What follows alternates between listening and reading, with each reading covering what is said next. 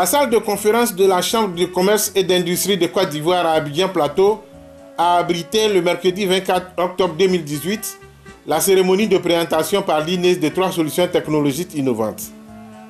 Il s'agit de la technologie de gestion intelligente des mouvements d'énergie GIME, de la technologie de gestion intelligente des mouvements de l'eau potable GIMEP et de l'Internet des objets, solution spéciale pour gérer la résidence via le téléphone portable. Un film documentaire a été projeté à cet effet. Emmanuel Yeo, directeur général de l'INES. La solution du portable est beaucoup plus adaptée au secteur résidentiel, mais qui peut également s'appliquer à certaines entreprises, à certains éléments, c'est possible. Sinon que le coffret il est très intelligent, il est encore plus intelligent que le téléphone. Le coffret il est très intelligent et plus pour les sites beaucoup plus assis, lui il peut détecter, et lui il a des yeux et des oreilles pour comprendre les choses. Le cas du téléphone, on essaie d'utiliser l'homme pour compenser certaines de ces réalités-là. Mais c'est un outil qui a aussi une particularité. Vous n'êtes pas obligé chaque fois vous-même d'éteindre, d'allumer les choses. Vous pouvez lui dire, à partir de votre téléphone, à quel moment vous souhaitez. La différence avec le coffret est intelligent. La série TLJ, c'est qu'il n'a pas la possibilité d'avoir des yeux et des oreilles.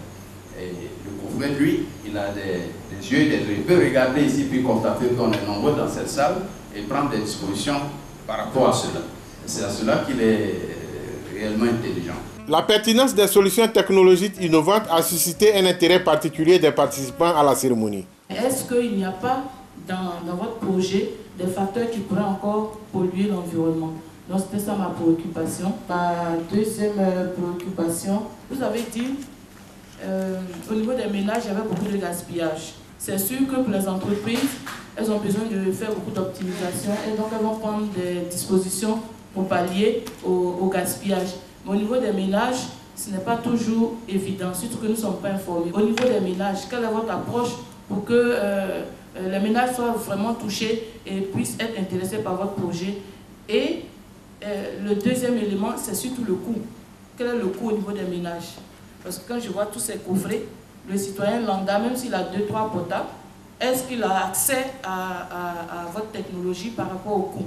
Nous sommes un peu privilégiés par rapport à la nature de nos activités. Nous n'avons pas de matière première de nature à polluer de façon directe.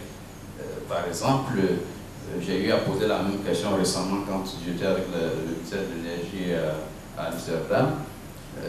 On allait visiter une centrale qui traitait des déchets et qui transformait cela en électricité. Mais en même temps, on voyait dans les cheminées beaucoup de gaz qui se mettaient dans l'atmosphère. Donc on leur a demandé, bon, vous traitez, mais c'est ce gaz que vous transmettez dans l'atmosphère. Ils ont fait des calculs de taux, on a trouvé que c'était vraiment minimum. C'était genre 1%, moins de 1% et tout ça. Et cela permettait de nous rendre compte que c'était le cas. Nous, dans notre cas, on évite même qu'on aille détruire la nature pour tenter de bâtir des centrales à gaz, à charbon et autres. Vous voyez, on peut facilement faire l'économie d'une centrale de 30 MW, de 100 MW, et ainsi de suite. Vous savez, si tous les Ivoiriens se concentrent et que chacun réduit sa demande de 1/3, vous savez où on va arriver? On va réduire notre demande entière de 1/3. On a 2000 aujourd'hui, 2000 en production. 1/3 de cela, vous voyez, notre idée ici, c'est que chacun devient non seulement un consommateur, mais en même temps un producteur. Si vous réduisez votre consommation de 10%, de 5%, de 20%, 50%, vous devenez un producteur. Parce que la partie que vous avez réduite, c'est comme si vous avez produit ça. Donc vous devenez producteur. Donc c'est la meilleure façon même de ne pas polluer l'environnement. Parlant des ménages au niveau du gaspillage, c'est tout le monde qui gaspille en quelque sorte. Hein. Ce n'est pas seulement les entreprises aussi souvent, parce que ceux qui payent les factures, ce n'est pas eux qui consomment. Donc, par ce fait même, il y a déjà une disposition pour gaspiller des micros. Vous voyez? Donc, c'est tout le monde. Maintenant, au niveau des ménages, ce qu'on a essayé de faire pour eux, c'est à cause d'eux-mêmes qu'on a la solution du téléphone. Parce que dans les entreprises, ils sont un peu plus grands, on peut avoir une entreprise qui a R+20, ainsi de suite, pour les entreprises un peu grandes. Donc quand c'est comme ça, on a des coffrets intelligents qui sont en réseau. Parce qu'on peut avoir 4 segments de centre qui sont surveillés par un chef. Et le chef, lui, avec lui, non pas. Moi, quand je viens sur le site, je ne veux pas parler à tous ces ouvriers individuels. Ils vont perdre mon temps. Je pose une question à leur chef. Le chef, il a la possibilité de les surveiller et de me dire ce qui se passe. Si le chef leur dit, il est 8 heures, tout le monde est d'accord, il est 8 heures, pas de discussion. Maintenant, si le chef tombe malade, il ne répond pas dans 5 secondes, chacun est autonome, chacun a son horloge, il dit l'heure qu'il fait et puis bon, et tout. Donc c'est un peu ça. Donc ça c'est pour cette personne-là. Mais l'autre c'est pour les gens, et puis c'est moins cher, c'est vraiment pas coûteux, ainsi de suite. Les gens achètent un téléphone Apple, iPhone, à combien? C'est entre 600 000, 800 000, 900 000, il y a même 1 million, ainsi de suite. Vous voyez, nos offres sont beaucoup, la solution résidentielle, c'est beaucoup moins cher que le prix de ce téléphone-là. Vos produits, à quel stade vous êtes au niveau des certifications, qu'on puisse les utiliser pleinement dans le bâtiment, pour que nous, en tant qu'acheteurs, on puisse les prescrire aussi, sans que ça ne soit peut-être refusé par un bureau de contrôle, comme ce côté avec le bureau Veritas et tout ça. Mieux vous rassurer, il y a le ministère de l'Industrie, et puis, bien sûr, le ministère du Commerce, qui est aussi le ministère de l'Industrie aujourd'hui. On travaille avec eux, on a déjà fini la première phase. On va bientôt sortir des certifications internationaux pour nous permettre d'exporter ces offres pour nos voisins de la sous-région et même dans les pays européens pour pouvoir répondre à la problématique énergétique globale dans laquelle se trouve aujourd'hui. Donc, vous n'avez aucun souci de prescrire ces équipements. Parce qu'aujourd'hui, tous les composants que nous utilisons sont certifiés. Vous savez, il y a deux grands éléments de certification dans le monde. La version américaine, qui est le UN, et puis la version européenne, qui est la marque CE, que vous voyez sur les appareils. Donc, c'est ces deux-là qui sont les plus connus. Et donc, on est déjà d'accord pour avoir le CE, puisque nous sommes plus dépendants des Européens ici, pour pouvoir c'est plus pour l'exportation. Sinon, pour les contrôles au niveau international, isolé, c'est déjà réglé. Les technologies innovantes ont un atout. Permettre aux bâtiments intelligents de produire plus d'énergie qu'ils n'en consomment. Kwame Michel, directeur général de la construction, de l'architecture et de la maintenance. Le bâtiment intelligent produit plus d'énergie qu'il n'en consomme. Il est doté d'un ensemble de technologies innovantes et intelligentes permettant d'améliorer de manière globale ses performances en termes d'efficacité énergétique. La conception d'un bâtiment intelligent implique d'abord l'intervention d'un architecte qui est capable de prendre en compte la performance énergétique dès la phase des esquisses. Le deuxième niveau de performance, c'est l'isolation et l'étanchéité à l'air. C'est une condition nécessaire. Le bâtiment intelligent utilise les nouvelles technologies d'information et de communication pour transmettre et stocker des données sur l'utilisation et l'état même du bâtiment afin d'adapter sa consommation d'énergie. Grâce à tous les capteurs installés dans ces bâtiments, les lumières, les volets, les réglages de thermostat se font sans intervention humaine, offrant ainsi plus de confort.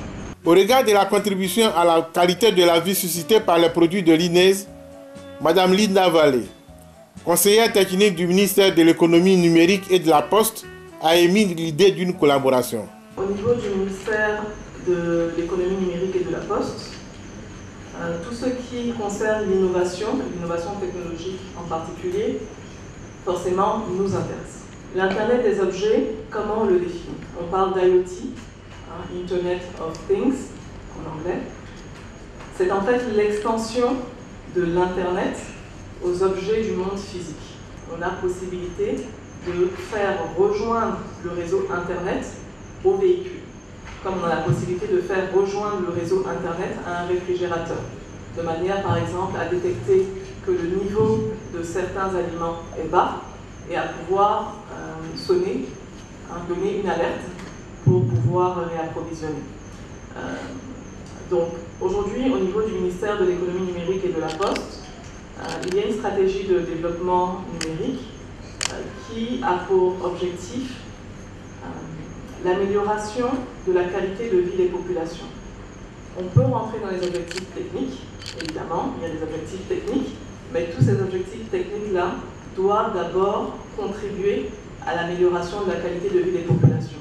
Et c'est justement parce que ce que propose l'INES peut contribuer fortement à cette amélioration de la qualité de vie qu'on a des axes de synergie à travailler ensemble. Je pense que faisant suite à cette conférence, qui est pour moi l'occasion de découvrir réellement les solutions proposées par l'INES, que je ne connaissais pas personnellement, suite à cette conférence, on aura sûrement des axes de travail à approfondir ensemble. Directeur de la maîtrise de l'énergie et des énergies renouvelables, Ngouran Konan Norbert a indiqué comment l'on gagne avec les solutions technologiques innovantes. On peut faire des extrapolations sur l'augmentation du tarif, sur l'inflation des équipements. Mais ce modèle simplifié-là, il faut arriver à montrer que quelque part on gagne. Je parlais tout à l'heure de la sécurisation, des composantes efficaces, mais qui a un coût. Vous voyez?